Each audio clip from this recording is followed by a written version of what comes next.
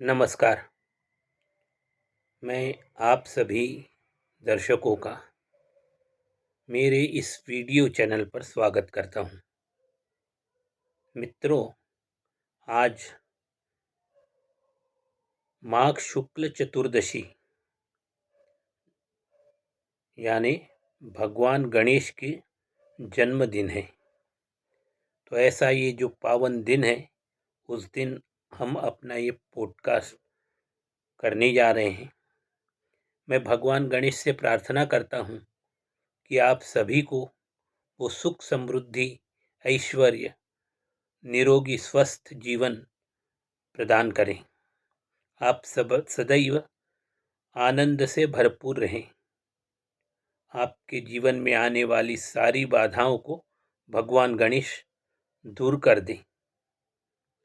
और कल का दिन वसंत पंचमी का दिन है, यानी वाक देवता माता सरस्वती का दिन। तो ये इतना अच्छा शुभ प्रसंग है। और इन्हीं दिनों में दो महान नेताओं का जन्म दिवस भी आता है, नेताजी सुभाष चंद्र बोस और हिंदू हृदय सम्राट बाला साहेब ठाकरे। तो ऐसे पावन पर्व पर आज हम संत रामदास स्वामी जी द्वारा सार्थ दासबोध में सगुण परीक्षा के संदर्भ में जो उन्होंने अपने विचार रखे हैं, जो लोगों को उपदेश दिया है, उसका हम अध्ययन करने जा रहे हैं। और आज का ये जो अध्ययन का विषय है, तो जिस समय मनुष्य का भी जन्म होता है, वो किस प्रकार कितनी कठिनाई से उसको जन्म लेना पड़ता है, इसके बारे में है। तो चलिए आज का पॉडकास्ट हम प्रारंभ करते हैं। संत रामदास स्वामी कहते हैं कि हम अपने शरीर को पवित्र कहते हैं, पर उसको पवित्र कैसे कह सकते हो? उन्होंने कहा कि कवि लोग मुख की तुलना जो है कभी चंद्रमा से करते हैं, कभी कमल के साथ करते हैं और हमारे मुख को सुंदर बतलाते हैं। परंतु वास्तविकता में यदि हम देखें तो हमारे मुंह में लार होती है, थूक रहती है, गंदगी भरी होती है, दांतों में कीड़े होते हैं, कफ होता है। तो इतनी सारी विषमताएं होने के बाद हमारा मुख गंदगी से भरा हुआ होता है, तो उसे हम निर्मल कैसा कह सकते हैं, शुद्ध कैसा कह सकते हैं? संत रामदास स्वामी कहते हैं कि पेट में यदि हम दिव्य अन्न डालें, तब भी पेट में जाने के बाद, पाचन क्रिया कंप्लीट होने के बाद, वो दिव्य अन्न जो है वो विष्ठा में बदल जाता है। यदि हम गंगा जल भी पी लें, तो सारी प्रक्रियाओं के बाद वो गंगा जल भी मूत्र में परिवर्तित होता है। तो हमारा पेट जो है वो विष्ठा और मूत्र से भरा हुआ होता है। तो ऐसी स्थिति में हम अपने शरीर को पवित्र कैसे कह सकते हैं?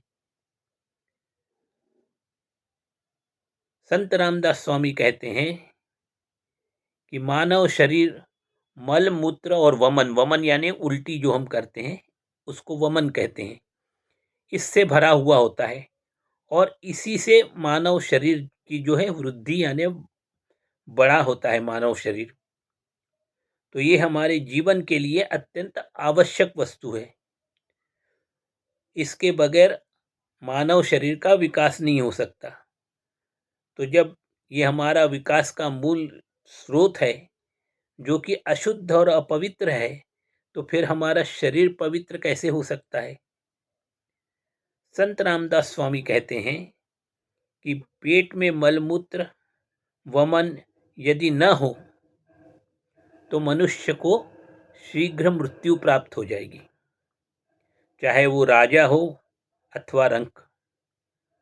ऐसी इस देह की रचना है, तो ये देह निर्मल नहीं हो सकता।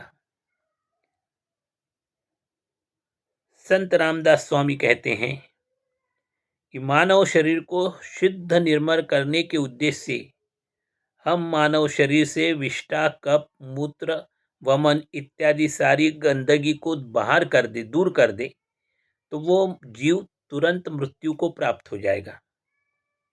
इसके बगैर मानव शरीर जीवित ही नहीं रह सकता। इस कारण मानव शरीर को पवित्र कहना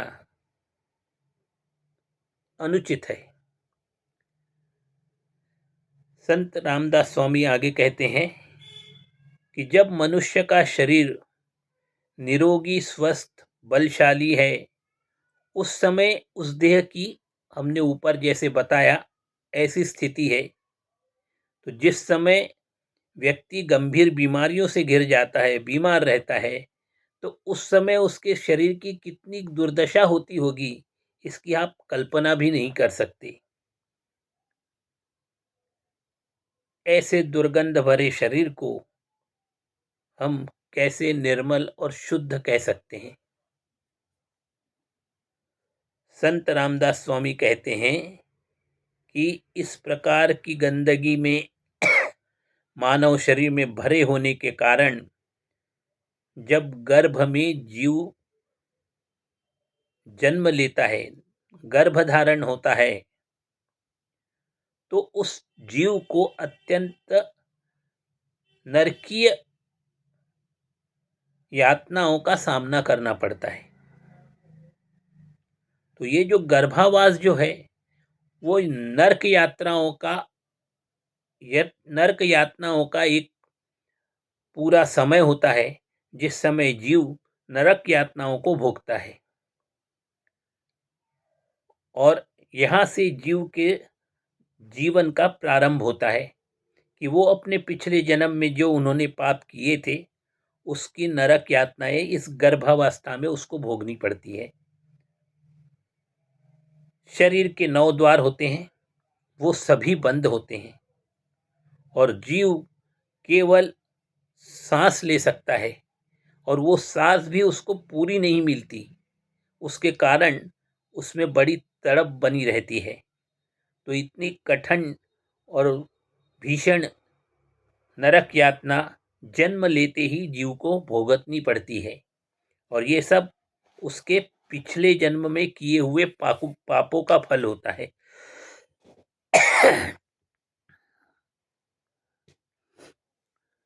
माता के पेट में अनेक प्रकार के स्राव बहते रहते हैं, जो जठराग्नि से तपे हुए होते हैं।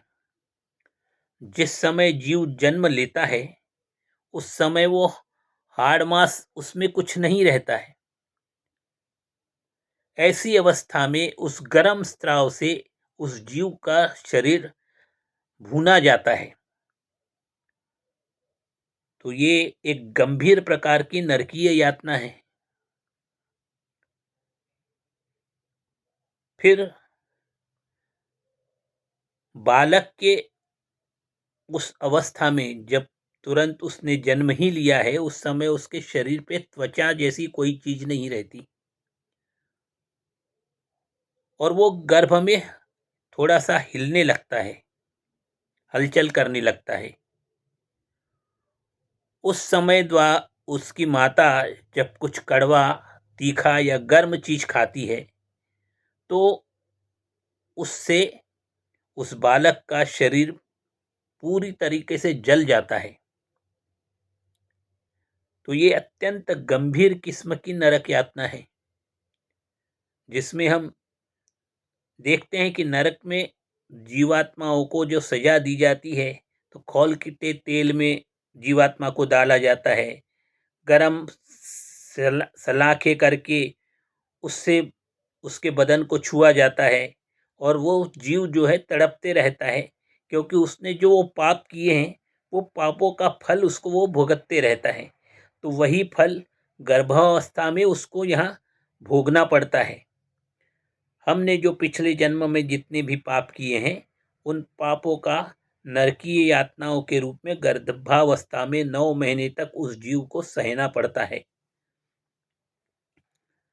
संत रामदास स्वामी कहते हैं कि गर्भ में बालक की स्थिति विष्ठा में लिपटी हुई एक थैली जैसी होती है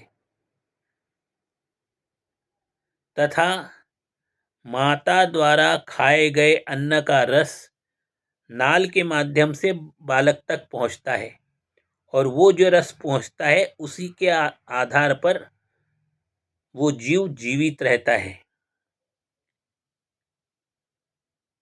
तो ये जिस प्रकार आप देखते हो कि हॉस्पिटल में बीमार व्यक्ति भर्ती है और उसको खाने के लिए नलियां लगी रहती है, उसके नली के द्वारा अन्न जैसे दिया जाता है, ऐसे ही गर्भावस्था में बालक का जो शरीर है माता के साथ नाल के रूप में जुड़ा हुआ होता है। तो माता जो कुछ भी अन्न ग्रहण करती है या सेवन करती है उसका जो रस है उस नाल के माध्यम से उस शिशु तक पहुंचता है और उस रस के आधार पर ही वो जीव जीवित रहता है। संत रामदास स्वामी कहते हैं कि मल मूत्र कफ पित्त इसमें लिपटे हुए इस स्थिति में जो बालक पड़ा हुआ होता है उस बालक के चारों तरफ पेट में जो कीड़े होते हैं वो उसको काटते हैं। जीव जंतु जो हैं वो उसके आँख कान नाक के सामने से गुजरते हैं। ऐसी अवस्था में वो बालक अत्यंत डर जाता है। तो ये गंभीर प्रकार का उसको एक नरक यातना भोगनी पड़ती है।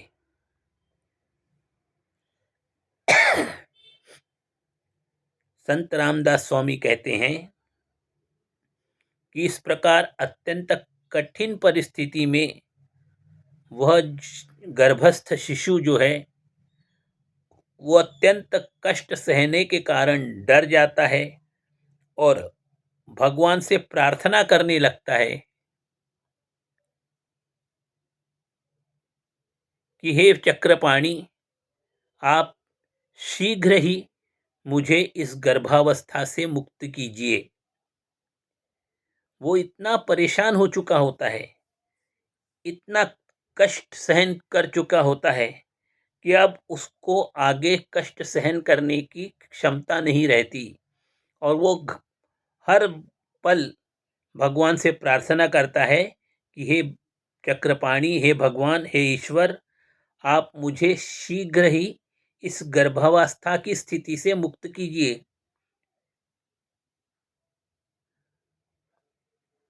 और संत रामदास स्वामी कहते हैं कि उस समय बालक भगवान से कहता है कि यदि आप मुझे इस गर्भावस्था से मुक्त करेंगे तो मैं बाहर आने के बाद अपने जीवन का कल्याण करूंगा, ईश्वर भक्ति करूंगा और फिर दोबारा मुझे ऐसा गर्भवास सहन न करना पड़े, इसका मैं प्रयास करूंगा। मैं दोबारा इस गर्भावस्था वाली स्थिति में कभी लौट के आना नहीं चाहता। तो वो बारंबार प्रार्थना करते रहता है कि हे भगवान, आप मुझे इस गर्भावस्था से यथाशीघ्र बाहर निकालने का कष्ट करें और इन कष्टों से मुझे मुक्त कीजिए। और जब वो ऐसे प्रार्थना करते रहता है, उस प्रार्थना करते करते ही लगभग 9 महीने का जो गर्भवास का समय है वो लगभग पूरा हो जाता है और बालक के जन्म लेने का समय आ जाता है। तो पूरे 9 मास शिशु जो माता के गर्भ में रहता है वो 9 मास वो नरकीय यातनाओं को भोगता है। और ये नरकीय यातनाएं उसको क्यों भुगतनी पड़ती है? क्योंकि पिछले जन्मों में जो उन्होंने महाभयंकर पाप किए थे उन पापों का जो फल है उसके कारण उसको इस गर्भवास में नरक की यातनाओं के समान कष्ट सहने पड़ते हैं। और वो कष्ट सहने के बाद पर्याप्त कष्ट जब बालक सहन कर लेता है तब उसको जन्म लेने का समय नज़दीक आ जाता है। तो आज का पॉडकास्ट यहीं तक। आपको मेरा ये पॉडकास्ट कैसे लगा? कृपया अपने कमेंट बॉक्स में जाके अपने कमेंट्स अवश्य दीजिए। याद रखिए, मेरे इस चैनल को आप अवश्य लाइक करें, सब्सक्राइब करें और अपने मित्रों को, सगे संबंधियों के पास इसको शेयर भी कीजिए। धन्यवाद। जय श्री राम। जय जय रघुवीर समर्थ।